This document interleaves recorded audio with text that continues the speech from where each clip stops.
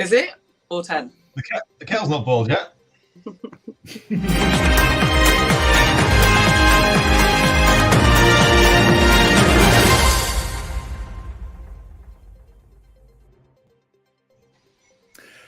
Calimera, and a very warm welcome from a sunny Cyprus where it's 12 o'clock. But this is the 10 o'clock news from the EV Café, brought to you this week by Plug Me In. Home and depot charging with a smile, I know, because I use them. Today, I'm joined by Sam and Sarah. Paul has threatened, but no sign, so we don't have to talk about vans. Grab a cuppa and plug in. Stop that. And plug in for the latest in clean transport and sustainability news. We will be talking about EVs going further with significantly less running out of charge. OpenReach investing in the EV journey. Van growth delivered across the market. We might drop that story. Uber makes it easier to track saved CO2 for journeys and deliveries. And the government consultation on driving licence changes throws up some surprising results. He's made it. He's here. We'll have to put the van news back in. Paul Kirby in the house. Sarah, can I just say loving your dress, dear? Thank you. Sam, can I just say you need a haircut? So do you. And private Hair life's my to own. cut. Hair to cut. And Paul, where are you, darling? So I'm with a company called MEV today, and they do these little things, amongst others. Wow. A There you go. Paul-sized van. Yeah, and whoa, and actually they even do cars as well. All great fun. Well, you can go back Loving your inside. work, mate. You go back inside, Paul. Yeah. I think I'm you going back I think inside. you got the wind, mate, there. Right, Oh. let's move on now. Before we kick off, I did promise that there'd be a story about Volta Trucks. So very quickly, a nod to Carl Magnus Norden and the team at Volta Trucks, who this week have launched their Truck as a Service hub in London, officially opened by the Mayor of London, Sadiq Khan, and Tottenham MP, the Right Honourable David Lammy. Located on White Hart Lane in Tottenham, North London, the cutting-edge facility is the first place to open in the UK, the first Truck as a Service place to open in the UK, and is designed to be the main destination for routine servicing and maintenance of vehicles in the London area.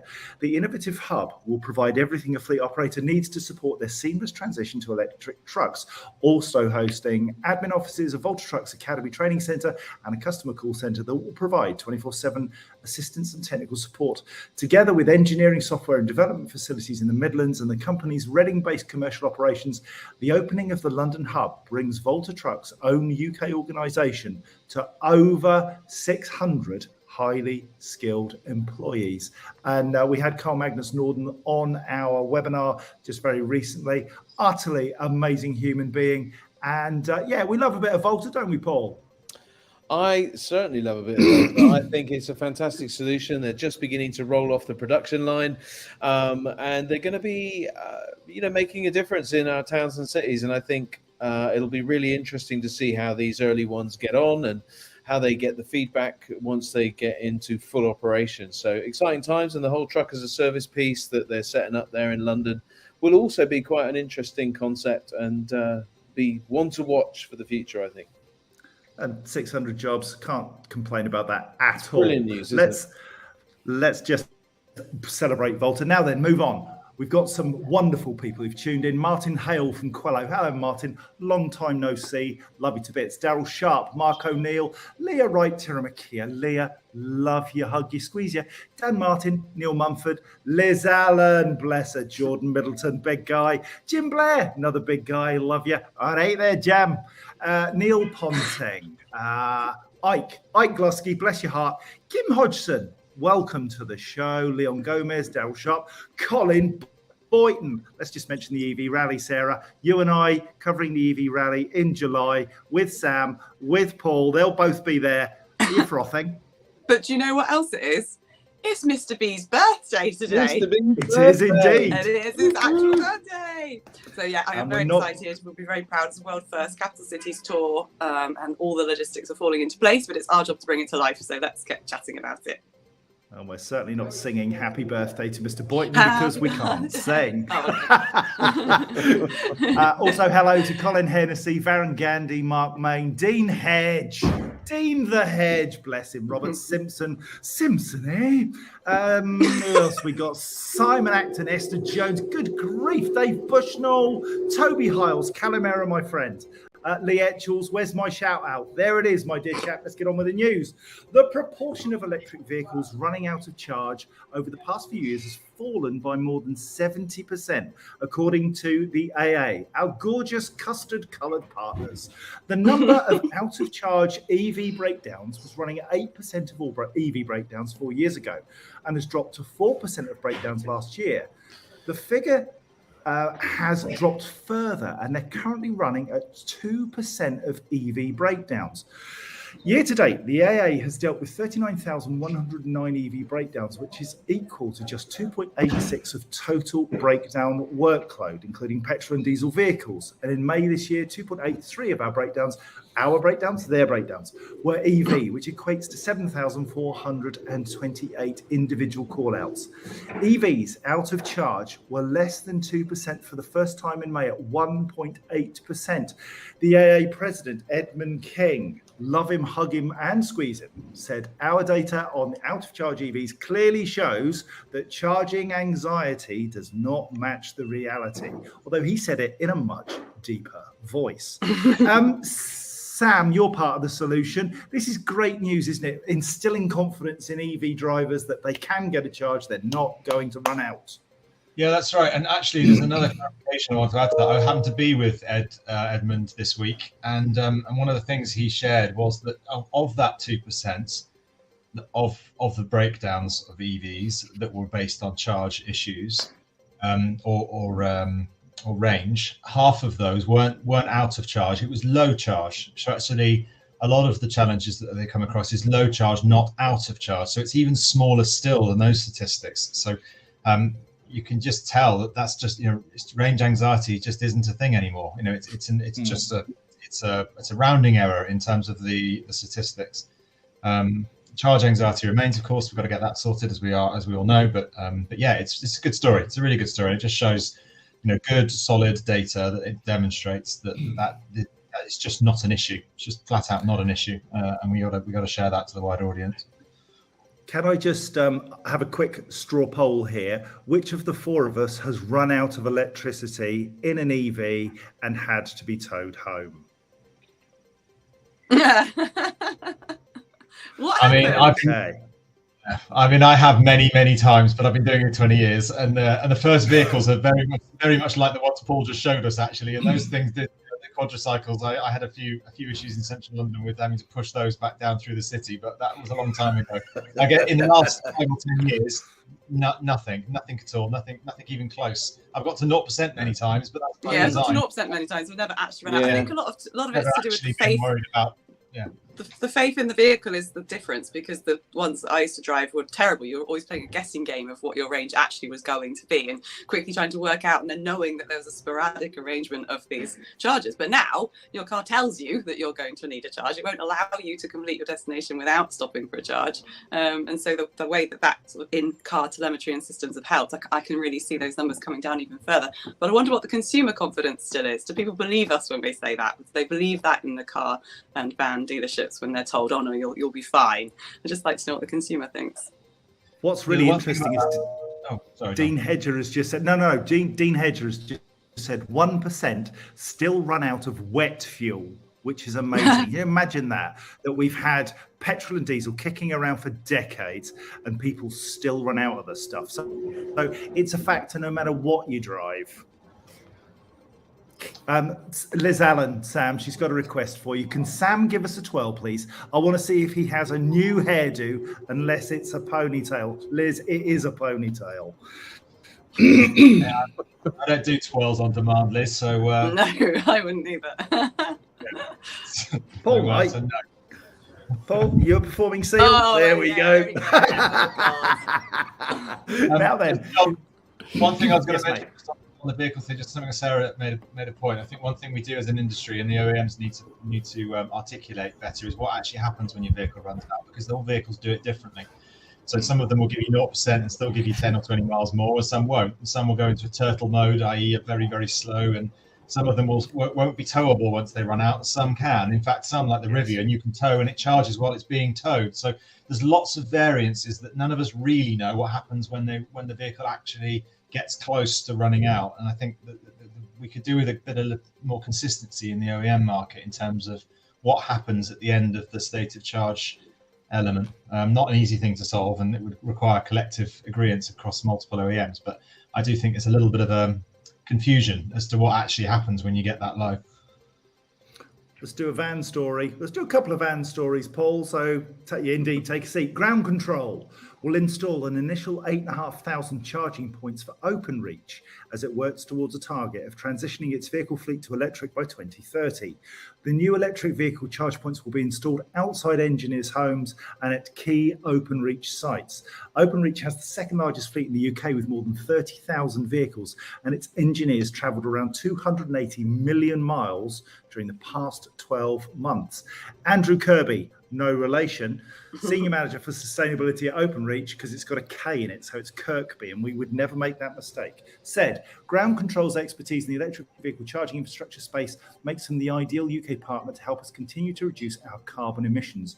Charging points at engineers' homes will help them play their part in becoming more sustainable, whilst also giving them the comfort they need when it comes to range, getting from A to B and keeping our customers connected. Paul, it's good news that OpenReach are getting there, and it's an interesting model that they're putting chargers in at people's homes and outside of people's homes, because that's not what other fleets have chosen to do. Why do you think OpenReach have gone that way? Well, wherever possible, it's always best to charge the vehicle when it's resting, and when it's not being used. And if it can be done at people's homes, that cost of the charger is quickly recouped by the lower cost of domestic energy. So, you've not got 15% or you've got a 15% reduction in VAT and, all of that good stuff. So or I suppose a 75% reduction in VAT in terms of it's 5%, not 20%. But so that's really good news. But also what I would suggest to OpenReach is that they should put chargers in Greggs. I was at a Greggs this morning. I was just getting a donut. There was about 9 BT vehicles there, and one of them was electric. So I was quite pleased to see that. But I just thought, the future looks like actually Greggs might be getting some chargers here near Lincoln, because the BT OpenReach seemed to park there for at least 40 minutes. There we go.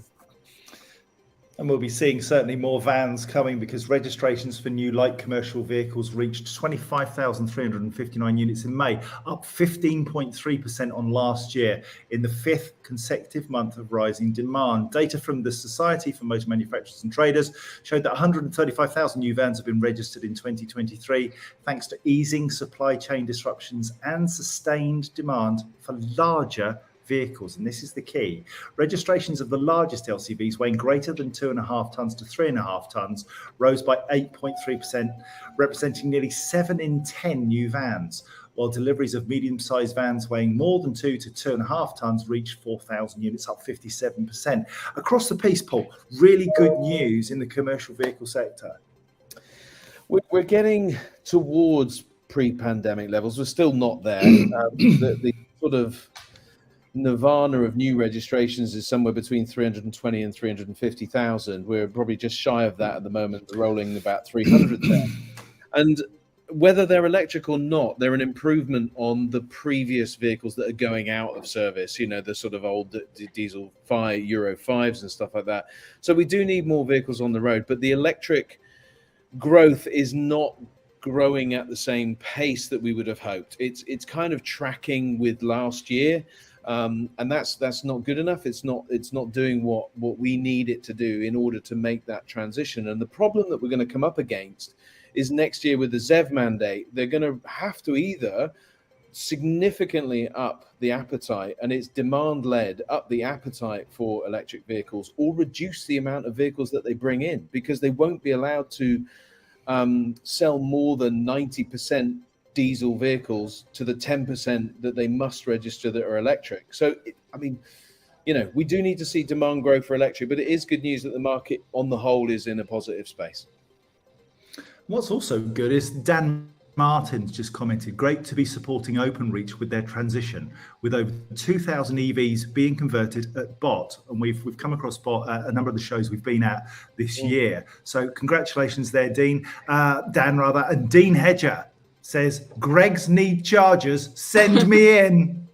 Vital EV at the forefront of making sure that Greg sells buys. I'm going to have to duck off, guys, but I'm just sending love. But thanks for doing the things. But tutty bye. Bye-bye.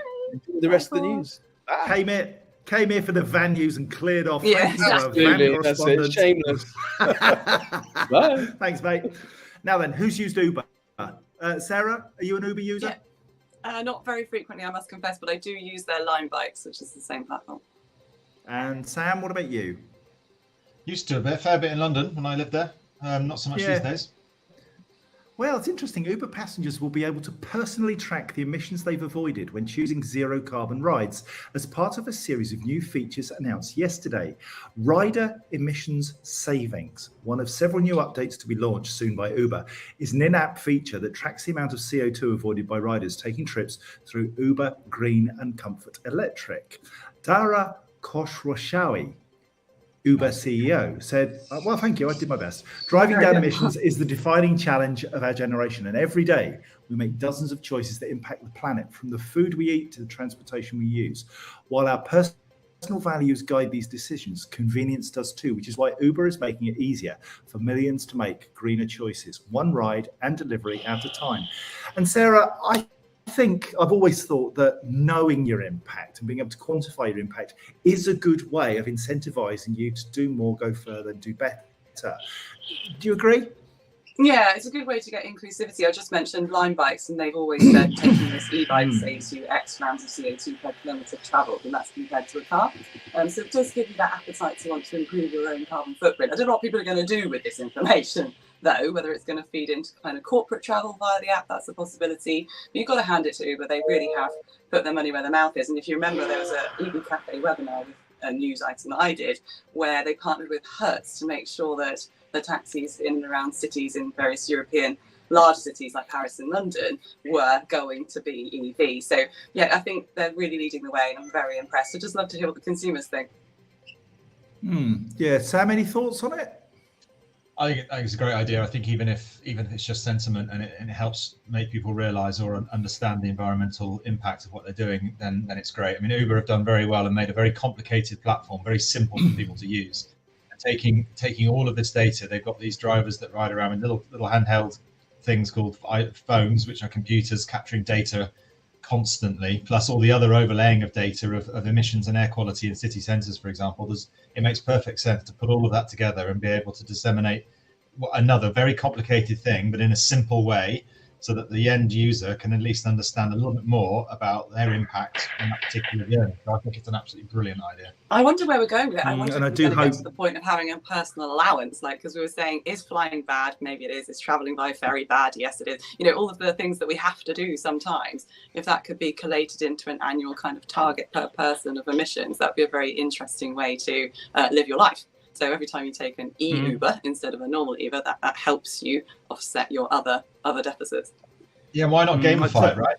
Well, exactly. It's fair at the end of the year because you've done so many, zero emission trips or whatever. That's definitely the way it'll go, I think. Oh, Sam's just had another brilliant business idea from the founder of Newt and other marvellous initiatives. Okay. Now then, shall we? Right, more Did than I just say that? 2/3. Was that not my idea? Did I not just say, Sarah. wouldn't it be nice if we collated it and offset it? But you have it, Sam. You take that. Yeah, But not the first time it's happened, is it? No. in fairness, did Sam not then say that we should gamify it? And that was the But that's not a new idea. That's not a new idea. No, I don't think it is a new idea. I think it's also fair to say that gathering data is not a new idea. Back in your box. Okay. Anyway, more than 2/3, 69%, one of my favourite numbers, of respondents to a government consultation believe that drivers should be automatically entitled to drive vehicles up to 7.5 tonnes when they pass their driving driving test. The Department for Transport consultation launched in August 2022 sought views on a series of changes to the driving licence regime, including allowing drivers to get behind the wheel of a vehicle weighing up to 7.5 tonnes have only just passed their driving test. The DFT consultation reveals that more than 2/3 of those 2,000 plus respondents support the entitlement change. Has the world gone completely mad? I've got a view Seriously? on this. I think that's absolutely madness. But what I do think, however, is there is a logic to what they're trying to achieve. And what I would like to see is, as part of new driving tests, some element of needing to ride or drive. I say ride on purpose, i.e. using a bicycle and using a 7.5 ton in some way or capacity, even if it's virtual, to understand the perspective of other road users. So it's not just the car. So, driving a 7.5 ton truck around a city centre, I can tell you from personal experience, is really hard work, and it's entirely different to driving a car. And all of these things are very dangerous pieces of boxes with wheels. The bigger things are very, very dangerous. In the same way that when you're on two very thin wheels, you're also massively exposed. So I think it's really good to get people to be more aware of different shapes and sizes of vehicles, but to allow people to drive 7.5 ton trucks on a new license is a recipe for disaster. They've started doing it in India, where you are, as a qualifying truck driver, you are required to ride the bike, and then another driver goes past you and shows you the differences in passing distances, and so that's what they're doing for their drivers in India. But I think as long as I've never understood why Pass Plus is something back in my day. So you did your test and then you were allowed to do Pass Plus, and so your instructor takes you on a motorway. You didn't get a chance to do that. And once you pass your test, so this is just crazy. Unless the whole experience then opens up opportunities for employment in the van world much quicker. Perhaps there's a bigger, wider socio-economic reason for changing this. That is said to be the main benefit. That right. the greatest benefit will be to alleviate driver shortage. My fear is that we have unskilled drivers initially taking out deadly weapons on the road. And as somebody who has driven a 7.5 ton truck like you, Sam, I used to deliver coal for a living, and I was just given the keys to a truck and told go deliver. Madness, absolute madness. Yeah, I think. Yeah, but certainly, having done my motorbike test recently, the awareness test is a virtual one where you sit in a booth and you have your headset on and you drive around, you click buttons, and you're immersed in a digital environment and you're tested on your awareness. I don't see why you couldn't do something similar as part of the driving test, where you're put in a 7.5 ton digitally, and there's bikes and things around, and there's a very good chance you're going to squash one of them if you drive inappropriately. But at least you do it in a safe forum and make people realise that there's an incredibly dangerous threat there. And it's a very risky thing to use. To do it in the real world, terrifying. Yeah, and certainly the comments coming in from people, Liz Allen, I don't know about my 17-year-old being able to drive a truck when he passes his test next month. Ike Glusky, this might cause a lot of risks on the roads. Those are seriously big and heavy vehicles. SG from YouTube. It's a big no on that from me. 8 years as a volunteer police officer, I can say the current standard of new driver training for standard cars isn't good enough as it is. Bad idea, in my opinion. And Neil Mumford, from a fleet perspective, it comes down to robust driver training, controls and telematics. Agree, though, it's a big risk. It absolutely is. And Sebastian Fleischacker, greetings from Catalonia. Hola, buenos dias, and have a good one. Sam, Sarah, thank you kindly for joining. Weekend, what are you up to, Sam?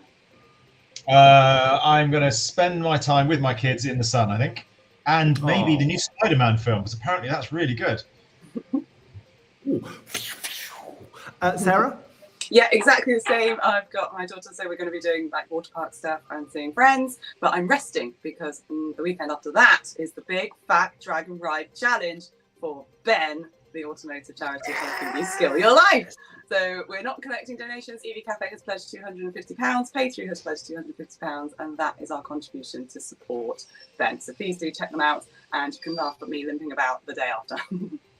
And yeah, the dragon ride, just to put it into some context, it's not like 10 miles down the road for a bit of a laugh, is it? No, it's you can't, not. John, you can't put this into context. There's no context.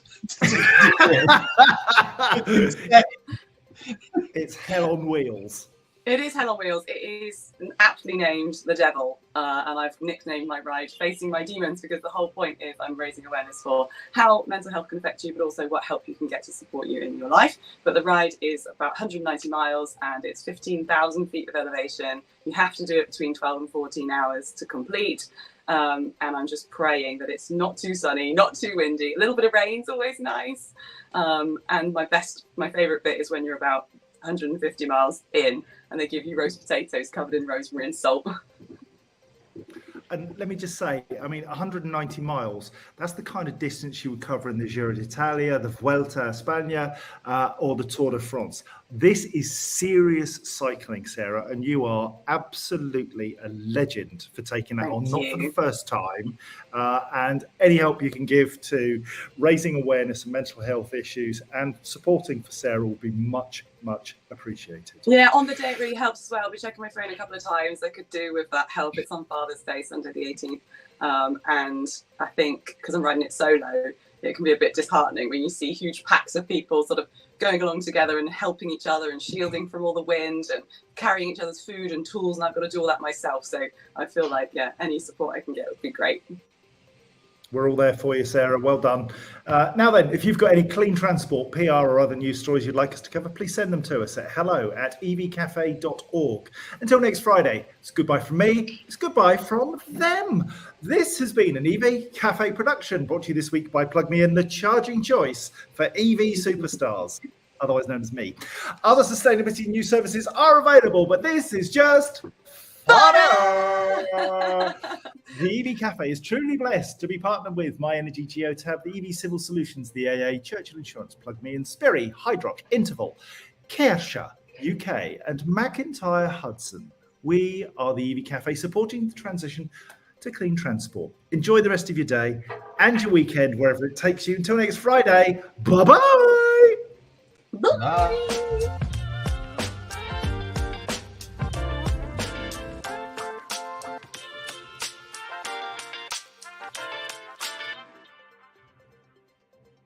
Boom, stick it a boom, stick it a boom, stick it a boom.